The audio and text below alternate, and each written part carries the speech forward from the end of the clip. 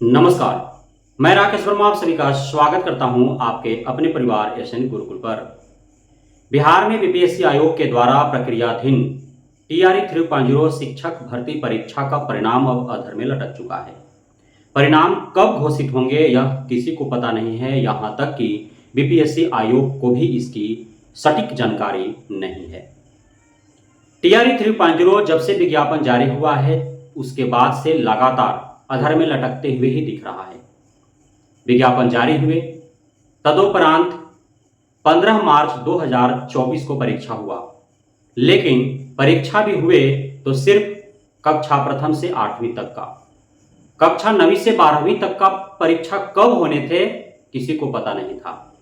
और जब कक्षा प्रथम से 8वीं तक का परीक्षा हुए भी तो परीक्षा से पूर्व ही पेपर लीक हो चुके थे, जिस कारण बीपीएससी आयोग चाहे जितना भी लाख कोशिश की कि परीक्षा रद्द न हो, लेकिन बिहार आर्थिक अपराध इकाई के पास पेपर लीक के इतने सारे साक्ष्य और सबूत थे कि दबाव में आकर के बीपीएससी आयोग को टीआरई 3.0 कक्षा प्रथम से 8वीं तक का हुए परीक्षा 15 मार्च 2024 वाला रद्द करना पड़ा।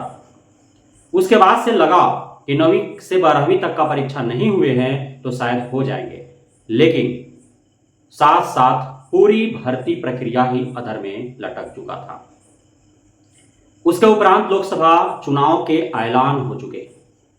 तब सबको पता चल चुका था कि अब बिना लोकसभा चुनाव समाप्त हुए कोई चारा नहीं है। बीपीएससी टीआरई 3.0 परीक्षा लोकसभा चुनाव के बाद ही होंगे।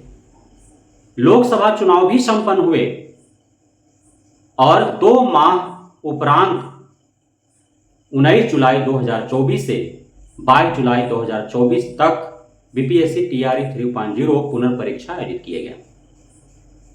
जिस प्रकार से टीआरई 1-2 के दरमियान परीक्षा उपरांत तुरंत ओएमआर शीट अपलोड कर देना, आंसर की जारी कर देना, ये सारे प्रावधान किए गए थे, तो टीआरई 3.0 के अभ्यर्थियों को भी ऐसी उम्मीदें थी और अपेक्षा भी लगा हुआ था बीपीएससी से कि वह टीआरई 1-2 के भांति ही आंसर की जारी कर देगी, ओएमआर शीट दे देगी। लेकिन 1 माह बीत गए, फिर भी जारी नहीं हुआ। सोशल मीडिया पर कैंपेन चलाने पड़े, एक्स सोशल मीडिया साइट्स पर कैंपेन चलाने पड़े। टीआरई 3.0 के परिणाम घोषित करने हेतु, आंसर की जारी करने हेतु, ओएमआर शीट अपलोड करने हेतु आंदोलन करने पड़े। तब जाकर के बीपीएससी आयोग ओएमआर शीट अपलोड भी करती है तो वह गलत तरीके से अपलोड किया जाता है और उसे फिर विड्रॉ किया जाता है। 1 माह 1 हफ्ता बीत जाने के उपरांत फर्स्ट आंसर की जारी किया जाता है। आंसर की जब जारी हुए तो कई प्रश्न के उत्तर संदेहास्पद रहे, जिसका चैलेंज अभ्यर्थियों के द्वारा किए गए। तदोपरांत फाइनल आंसर की जारी हुआ।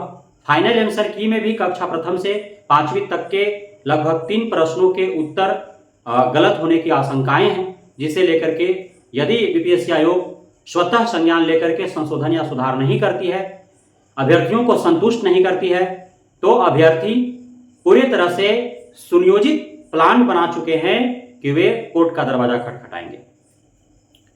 अब एक तरफ बीपीएससी टीआरई 3.0 पूर्व से ही कोर्ट के दहलीज पर है, क्योंकि 3.0 जो परीक्षा आयोजित किए गए, जो विज्ञापन जारी किए गए, वह महागठबंधन सरकार के द्वारा आरक्षण का दायरा जो बढ़ाए गए थे उसके अनुरूप किया गया, जिसे माननीय पटना हाई कोर्ट में चैलेंज किया गया था।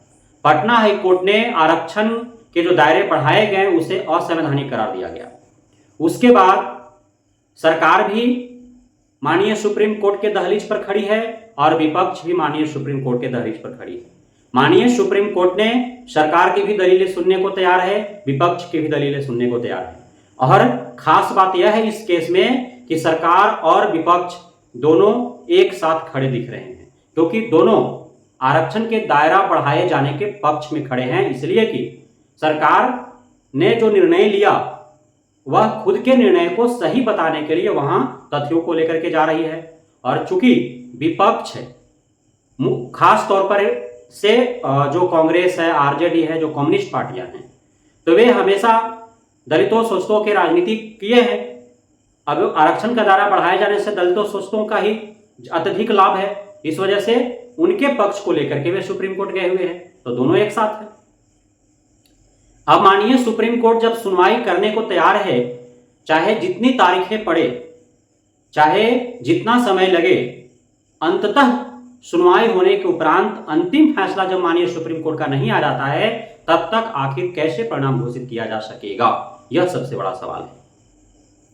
भले ही कुछ चैनल बारंबार अभ्यर्थियों के भावनाओं के साथ खेलने का प्रयास करते रहे, जबकि मैंने बार बार कहा कि जब तक रोस्टर क्लियरेंस नहीं हो जाता है, जब तक माननीय सुप्रीम कोर्ट या अंतिम फैसला नहीं सुना देती है कि आखिर आरक्षण पुराना वाला रहेगा या नया वाला होगा, तब तक रिजल्ट घोषित होने का उम्मीद बहुत ही कम है।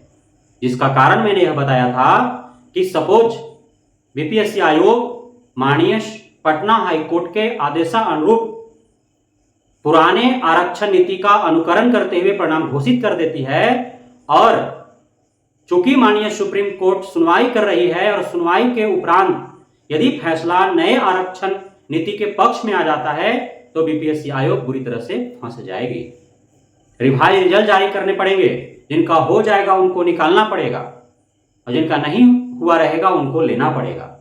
इसलिए बीपीएससी आयोग इंतजार करना ही पसंद करेगी, शिक्षा विभाग इंतजार करना ही पसंद करेगी। और अंततः अब तो आपको खबर पता चल ही गया होगा कि अब जो कयासें लगाई जा रही है टीआरई 3.0 परिणाम के दुर्गा पूजा बाद, दशहरा मजे से बिता लीजिए, उसके उपरांत जो है आपको परिणाम देखने को मिलेगा। जिस प्रकार से टीआरई 3.0 में दुर्गा पूजा के पावन अवसर पर लोगों को नौकरियां दी गई, उसी प्रकार टीआरई 3.0 के माध्यम से भी दुर्गा पूजा के पावन अवसर पर ही नौकरियां दी जा सकेंगी। तो अब इंतजार करना पड़ेगा। लेकिन अब चूंकि फरवरी में आवेदन करके और वे मार्च से ही इंतजार कर रहे हैं, और अब भी कब तक इंतजार करना पड़ेगा किसी को पता नहीं है। क्या गारंटी है कि दुर्गा पूजा बाद रिजल्ट घोषित हो ही जाएंगे? हो सकता है दीपावली भी गुजर जाए, छठ भी गुजर जाए। लेकिन यदि परिणाम घोषित नहीं होते हैं तो टीआरई 3.0 के अभ्यर्थियों के न तो दुर्गा पूजा उनको पसंद आएगा, न दीपावली पसंद आएगा, न छठ पसंद आएगा। उन्हें कुछ नहीं भाएगा जब तक कि उनका परिणाम घोषित नहीं हो जाता है। इसलिए मैं मांग भी नहीं कर सकता हूं, सिर्फ उम्मीदें लगा सकता हूं कि सुप्रीम कोर्ट यथाशीघ्र सुनवाई करे और अपना अंतिम निर्णय दे, ताकि टीआरई 3.0 के अभ्यर्थियों के जो प्राण अटके हैं गला में, वह प्राण बचा रह सके, प्राण गला से ऊपर ना आ सके, और वे दिल थाम करके अपना जो इंतजार की घड़ी है उसे बेहद जल्द समाप्त कर सके और उनकी नौकरी उनके हाथों में हो। बहुत बहुत धन्यवाद आप सभी साथियों का हमारे साथ जुड़े रहने के लिए, बने रहने के लिए, मित्रता देने के लिए, भरोसा बनाए रखने के लिए।